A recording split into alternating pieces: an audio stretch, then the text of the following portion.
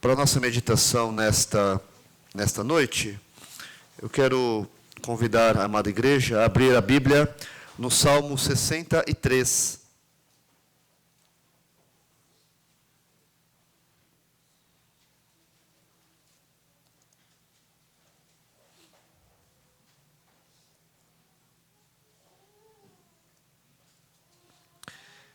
Salmo 63.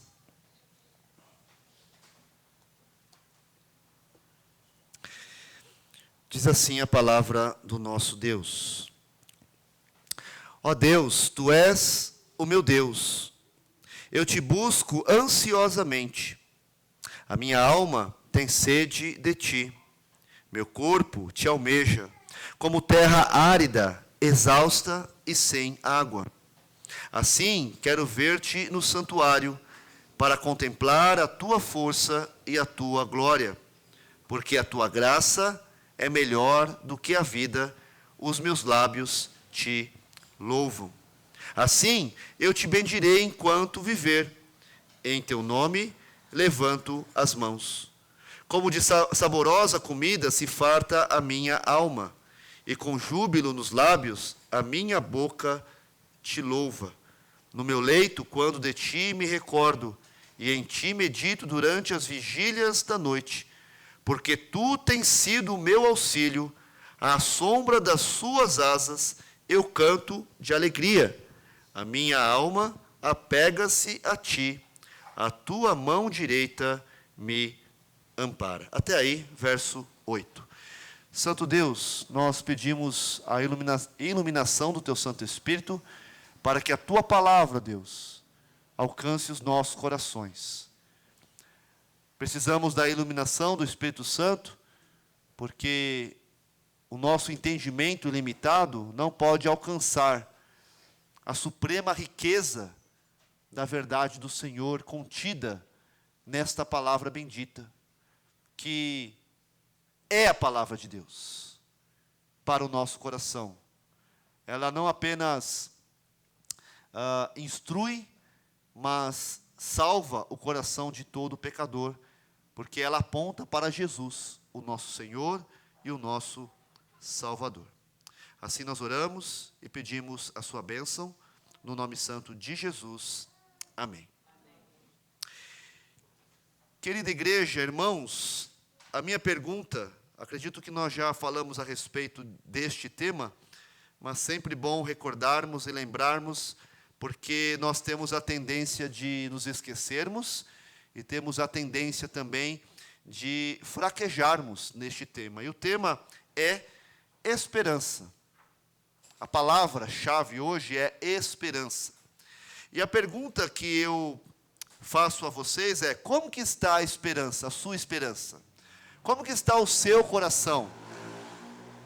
Como que está a sua alma quando você vive os seus dias diante das lutas que você enfrenta, diante das notícias que você recebe?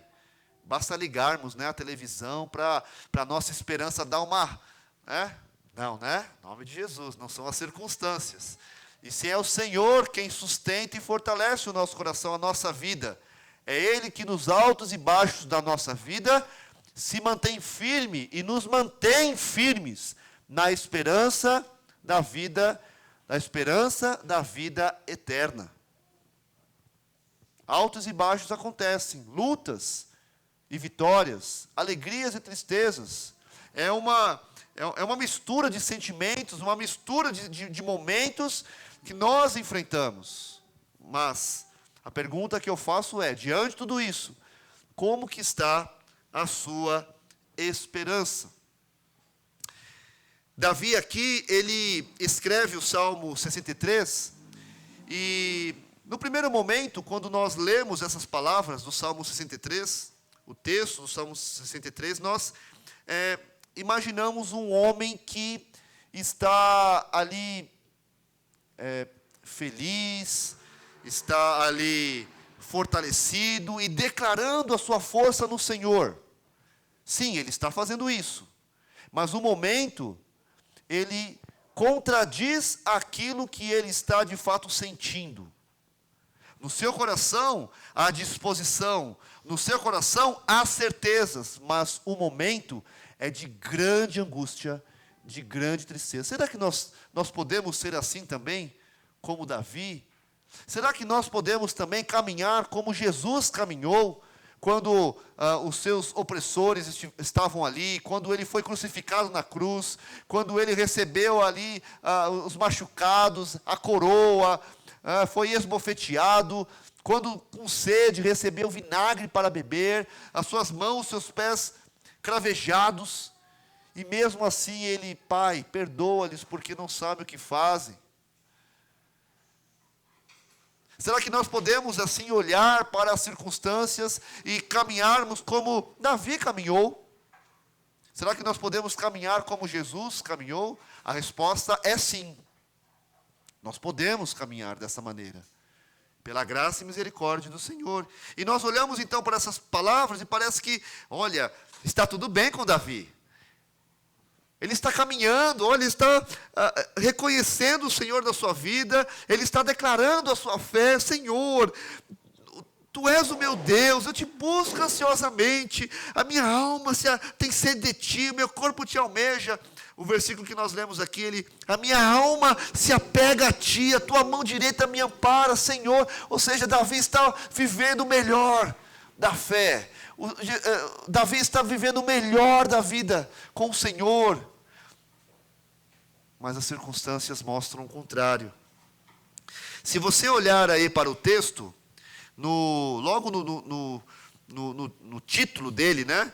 Na verdade, esse título em negrito aí foi uma criação recente, tá? Para tentar aí dar um título que se adeque ao conteúdo. Isso aqui não é inspirado, tá? Então esse negrito aí, essa frase negrito, sede de Deus, no seu aí, eu não sei como está no seu, na minha está diferente. Como está na sua aí?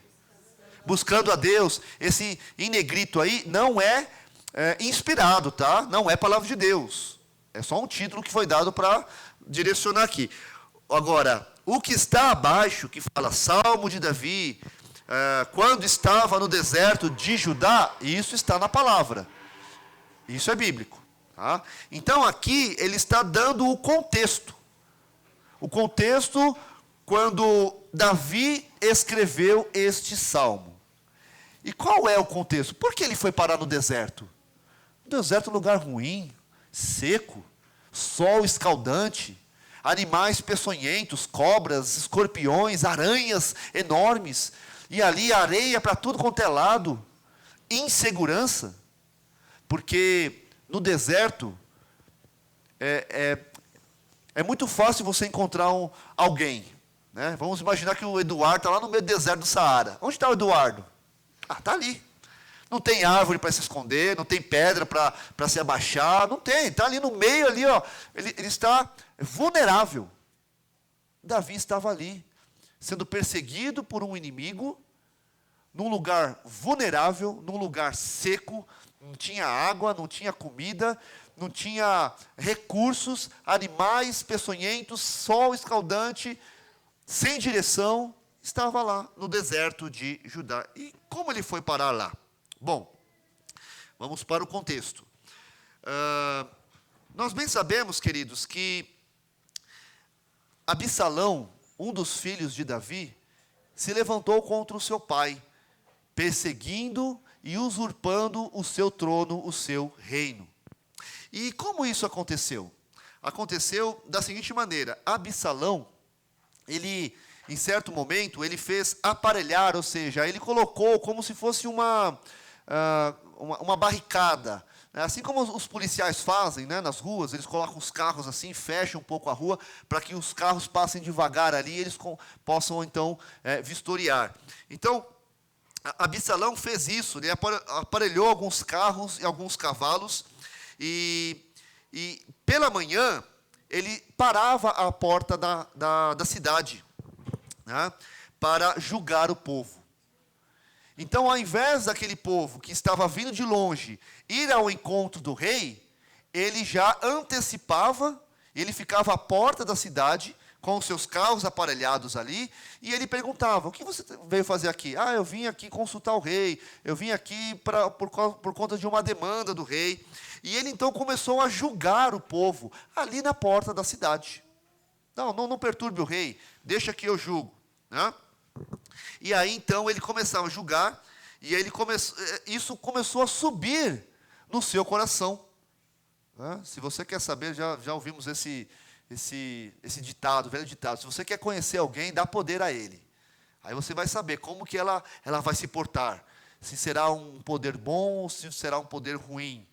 A pessoa começa a se exaltar, a se orgulhar, a se achar, e ela começa a pisar nas pessoas, começa a subjugá-las. E foi isso que aconteceu. Isso começou a inflar o coração de Absalão. É gostoso, nossa, como é bom. As pessoas vêm aqui, beijam a minha mão, eu julgo, vai em paz, a sua causa já está julgada, né? E ele fez isso durante 4 anos, debaixo dos cuidados do seu pai, o rei Davi. 4 anos, imagina só você, o seu filho, imagina só o seu filho, né? Imagina só Ivan, não, né? Imagina só a filhinha, um dia se levantar contra você. Algo doloroso, algo que machuca. A minha própria filha, o meu próprio filho se levantando contra mim. E não apenas 4 dias, 4 semanas, 4 meses, 4 anos, ali à porta.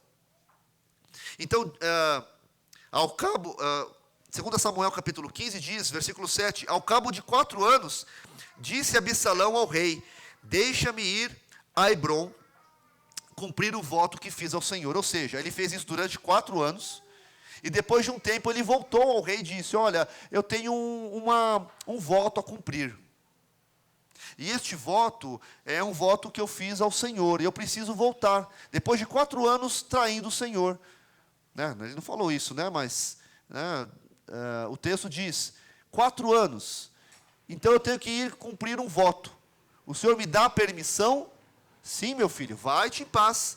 É isso que Davi disse para ele, né? Vai-te em paz, disse o rei. Levantou-se, pois, e foi para Hebrom. Enviou Absalão, olha só, começa aqui a trama, né? Enviou Absalão emissários secretos por todas as tribos de Israel, dizendo: quando ouvirdes o som das trombetas, direis: Absalão é rei em Hebrom. De Jerusalém foram com Absalão 200 homens convidados. Porém, iam na sua simplicidade, porque não sabiam daquele negócio. Também Absalão mandou vir a Aitofel, o gilonita, do conselho de Davi, da sua cidade de Gilo. Enquanto ele oferecia os sacrifícios, tornou-se poderosa a conspiração, e crescia em número o povo que tomava o partido de Absalão. Então veio um mensageiro a Davi, 2 Samuel capítulo 15, verso 13, dizendo: todo o povo de Israel segue decididamente a Absalão. Disse, pois, Davi a todos os homens que estavam com ele em Jerusalém: levantai-vos e fujamos, porque não poderemos salvar-nos de Absalão. Dai-vos pressa a sair, para que não nos alcance de súbito, lance sobre nós algum mal e fira a cidade a fio de espada. Então os homens do rei lhe disseram: eis aqui os seus servos, para tudo quanto determinar o rei, nosso senhor. Saiu o rei, e todos de sua casa o seguiram. Deixou, porém, o rei 10 concubinas para cuidarem da casa. Tendo, pois, saído o rei com todo o povo, após ele, pararam na última casa. Todos os seus homens passaram ao pé dele, também toda a guarda real e todos os geteus, 600 homens que o seguiram de Gate, passaram adiante do rei. Continuando o texto, ele diz assim, que toda a terra chorava em alta voz. 2 Samuel capítulo 15, verso 23. Aquele momento foi um momento de grande tristeza, de grande aflição. Davi estava tranquilo, ele não percebeu a conspirata. Quando a trombeta tocou, alguns ali que estavam espalhados pelo povo começaram a gritar: Absalão é rei sobre Hebrom, Absalão é rei sobre Hebrom. E neste momento, Absalão conseguiu conquistar boa parte do povo. Essa notícia então chega aos ouvidos do rei Davi. Então vamos fugir, porque a conspiração é grande. Que tristeza, queridos irmãos. Uma grande conspiração, não por um inimigo longe, não por uma pessoa desconhecida, não por um viajante que vinha, passava, é fácil conquistar esse reino, não. Da sua própria casa se levantou um inimigo, se levantou aquele que perseguiu Davi, o rei Davi, e desejou a sua morte, ou seja, o seu próprio filho Absalão. E o versículo 23 diz que toda a terra chorava em alta voz, e todo o povo, e também o rei, passaram o ribeiro de Cedron, seguindo o caminho do deserto. E aí então, no deserto, nós encontramos aqui este salmo que foi escrito neste contexto. Davi no deserto, fugindo do seu inimigo, o seu próprio filho, e escrevendo estas palavras. Queridos irmãos, como nós falamos aqui, nós vivemos momentos conturbados e uma confusão de sentimentos, uma confusão de situações, momentos bons, momentos ruins, momentos alegres, momentos tristes. Muitas vezes estamos felizes, mas daqui a pouco nós estamos amargurados. Estamos bem no nosso trabalho, mas daqui a pouco alguém vem e puxa o nosso tapete, puxa o seu cargo e deixa você desempregado. Hoje você está saudável, mas amanhã você está enfermo. Ou seja, é uma confusão de tantas circunstâncias, tantos sentimentos que afligem o nosso coração. E aí voltamos à pergunta: como está a sua esperança? Como está a sua vida com Deus? Como que está a sua caminhada com o Senhor Jesus? E Davi então mostra que, independente da circunstância, ou do inimigo, ou da pessoa, ou de quem for que se levante contra o povo de Deus, nós devemos permanecer firmes com a nossa esperança inabalável no Senhor. Como nós lemos em Romanos capítulo 8, nada pode nos separar do amor de Deus que está em Cristo Jesus. Nada, nem ninguém poderá nos separar do amor de Deus. Nós continuamos amados, continuamos firmes, o Senhor continua conosco, o Senhor continua conduzindo o seu povo, assim como Ele fez no deserto, a coluna de nuvem durante o dia, a coluna de fogo durante a noite, e o texto diz, a palavra de Deus diz que o povo não deixava de marchar de dia e de noite, a presença do Senhor estava ali, e quando o povo parava, o tabernáculo era armado, o povo então podia adorar, e quando o povo ia caminhar, o tabernáculo então era desarmado, e o povo caminhava sempre na presença do Senhor. Quando parava, tabernáculo, presença de Deus. Quando caminhava, a coluna de nuvem, presença do Senhor. Mas está ficando escuro, as noites escuras da vida estão chegando. O Senhor se faz presente na vida do seu povo. Nós não podemos perder isso de vista, queridos irmãos. Nós não podemos perder a fé. Nós não podemos entregar os pontos, né, como se fala aí. Nós precisamos permanecer firmes, inabaláveis diante do Senhor. Por quê? Porque assim como Davi declarou: ó Deus, Tu és o meu Deus. Tu és o nosso Deus. O Deus vivo e verdadeiro. O Deus que ouve a nossa oração. O Deus que escuta o nosso clamor, assim como fez com o povo, quando estava clamando ali, sofrendo no Egito. Deus então vai até Moisés e diz: olha, vou levantar você como líder, porque o povo clamou, e eu desci para ouvir, e eu então vou resgatar este povo. E levanta então Moisés, levanta o resgatador. Ele é o nosso Deus. E nós não podemos deixar de buscá-lo, como Davi fez: eu te busco ansiosamente. Fazendo aqui um uma, uma, uma analogia, né? As pessoas dizem, né, a palavra de Deus diz que nós não devemos andar ansiosos por coisa alguma. Não ande ansioso por aquilo que você vai comer, beber, pela sua vida. Se você não pode acrescentar um côvado, né, que é essa distância aqui entre o dedo médio até o cotovelo, mais ou menos aí uns 44, 45, dependendo do tamanho do seu braço, né? Mais ou menos aí 43, 44, 45 centímetros. Então você não pode acrescentar um côvado à sua longevidade. Não se preocupe quanto que a vez de beber, comer, o que você vai vestir.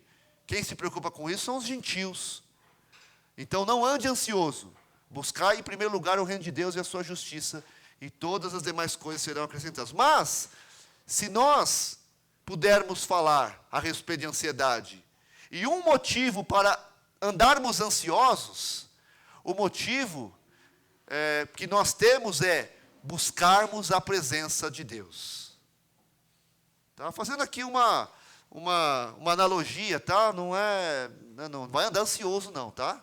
Não fique ansioso. Mas se você ficar ansioso, anseie pela presença do Senhor. É o que o texto diz. Eu te busco ansiosamente. Este é o anseio do coração de Davi. Este é o clamor do mais profundo do seu ser. Eu estou nesse deserto. Eu estou aqui nessa sequidão, mas nada importa.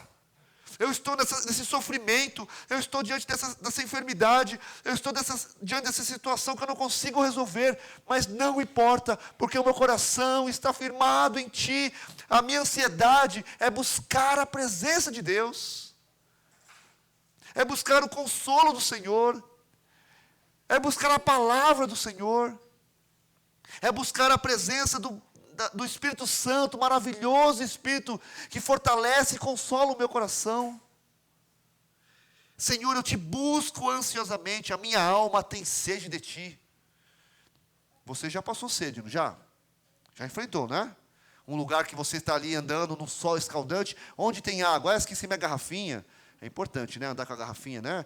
Não anda com aquelas garrafinhas grandonas, aqueles bujão, não, que é muito feio, né? Anda com um negócio mais bonitinho, né? Uma coisa assim mais delicada. Enfim, não, brincadeiras à parte, né? Você é livre para você escolher o tipo de garrafinha, né? Fica à vontade. Mas, você já sentiu sede? Você está andando num lugar, num parque, você não encontra bebedouro, você não encontra ali a garrafinha, um lugar para comprar água, você está garganta seca.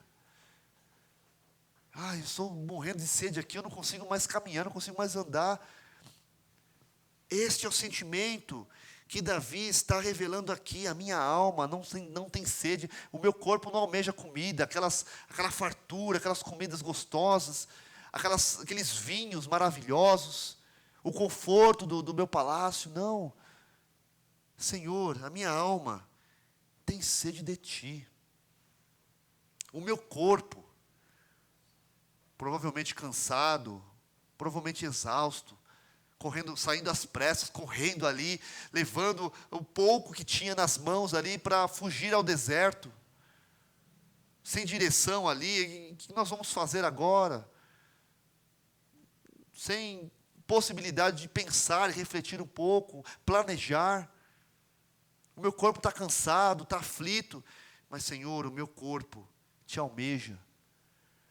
E aqui, provavelmente, Davi estava olhando para aquele deserto, para aquela areia, e ele diz assim: olha, o meu corpo Te almeja, Senhor, assim como esse deserto aqui, essa terra árida, sem água. E se você coloca um pingo de água lá, o negócio vai assim, né? Ele suga de uma só vez. Assim é o meu corpo, Senhor. Assim o meu corpo, a minha alma Te almeja ver no santuário. E aqui provavelmente ele está lembrando dos tempos que ele adentrava o santuário para adorar. Aquele tempo quando eu adorava. Senhor, a minha alma e meu corpo almejam assim. E eu quero ver-Te no santuário. Provavelmente lembrando desse tempo, ou, quem sabe, já com a esperança de um dia retornar para lá. Quero ver-te no santuário para contemplar a tua força e a tua glória, porque a tua graça, Senhor, é melhor do que a vida. Os meus lábios te louvam. Nós lemos o texto até o verso de número 8, mas eu gostaria de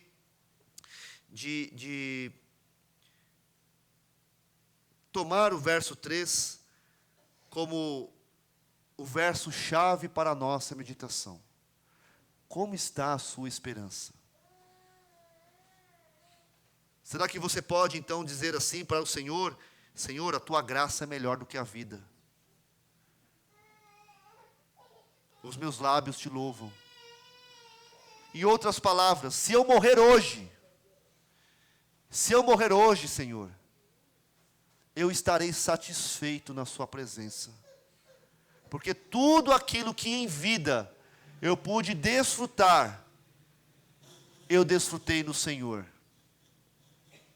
Tudo aquilo que eu pude conquistar, eu conquistei no Senhor.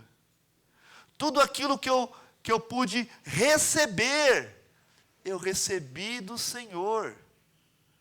Então a minha alma não precisa de mais nada. Se eu morrer hoje, eu morro satisfeito, morro feliz, por saber que o Senhor e a sua graça são melhores do que a vida. E por isso, os meus lábios te louvam. Como está a sua esperança? E que em nome de Jesus, se ela estiver fraca, se ela estiver debilitada, em nome de Jesus, recobre suas forças, recobre a sua alegria. O Senhor não desistiu de nós, o Senhor não desistiu do nosso coração, Ele é fiel, Ele prometeu estar conosco todos os dias, e Ele é fiel para cumprir com a sua promessa. Porque nós merecemos, porque somos um povo bonito, porque nós somos um povo valioso.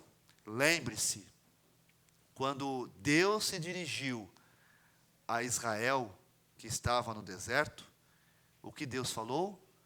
Deus vos escolheu, não porque era o povo maior, mas porque era o menor. Mas por que então o Senhor escolheu Israel? Por causa do seu amor. É isso que o texto diz. Deus amou Israel. Existiam povos maravilhosos, povos mais evoluídos, povos grandiosos, fortes, viris, cheios de força para guerrear, com armas, com castelos e fortalezas. Mas Deus escolheu o menor, pela sua misericórdia e bondade. Por isso, queridos, nós podemos declarar assim como nós lemos em Romanos: nada pode nos separar do amor de Deus. E se nada pode nos separar do amor de Deus que está em Cristo Jesus, então com certeza eu posso declarar: Senhor, a tua graça é melhor do que a vida. E os meus lábios te louvam. Os meus lábios te louvam, e te louvam, e te louvam, e nunca vão se cansar de te louvar. E aí o verso 4 diz: assim eu te bendirei enquanto eu viver, em teu nome levanto as mãos.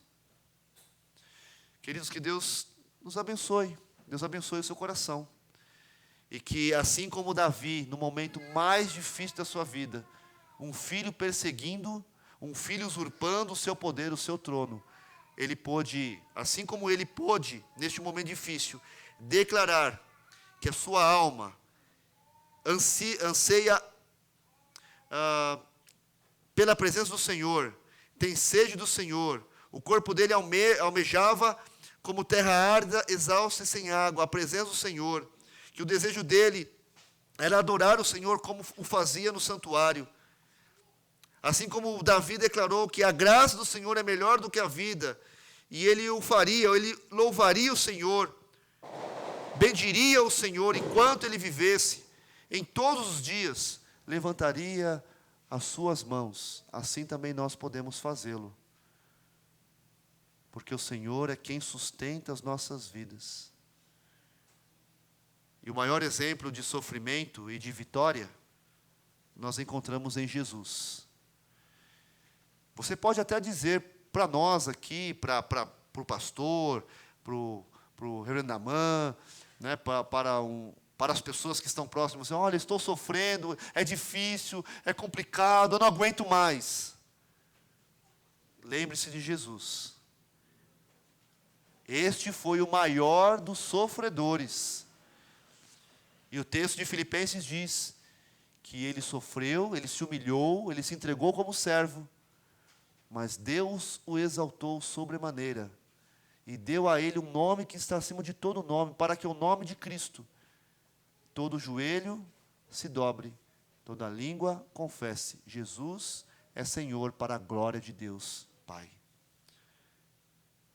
Ele foi exaltado, ele foi glorificado. E em Cristo Jesus, essa esperança que nós temos, não apenas no dia de hoje, mas também para o porvir, nós também desfrutaremos desta glória com o Senhor. Por isso, permaneça firme e que a sua esperança não vacile, não se abale.